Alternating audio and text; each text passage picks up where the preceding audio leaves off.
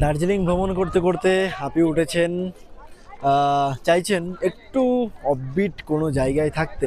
তাহলে আমি আপনাদেরকে বলতে চলেছি, এখন আমি বর্তমানে আছি মিরিক।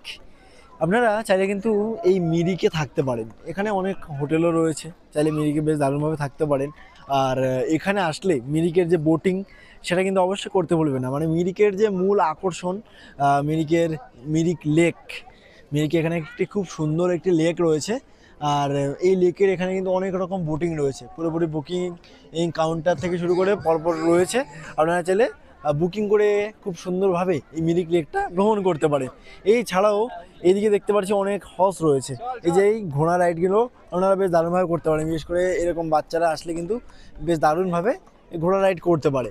এছাড়াও কিন্তু এখানে একটি পার্ক রয়েছে, চাই আপনারা পার্কের ভেতরে প্রবেশ করে কিছুটা সময় কাটাতে পারেন। খুবই সুন্দর এখানকার এই পার্ক। আর এদিকে রয়েছে পাইন ফরেস্ট, এর ভেতরেও যেতে পারেন। মোটামুটি বললেই চলে বেশ দারুণ একটি জায়গা। দার্জিলিংয়ের বুকে খুব সুন্দর একটি জায়গা, বা আমাদের নর্থ বেঙ্গলের খুব সুন্দর একটি জায়গা হচ্ছে মিরিক। অবশ্যই আসুন ভ্রমণে, আর মিরিক অবশ্যই ভ্রমণ করুন। এখানে দেখুন এই যে খুব সুন্দরভাবে নেচে নেচে রিলস শ্যুট হচ্ছে।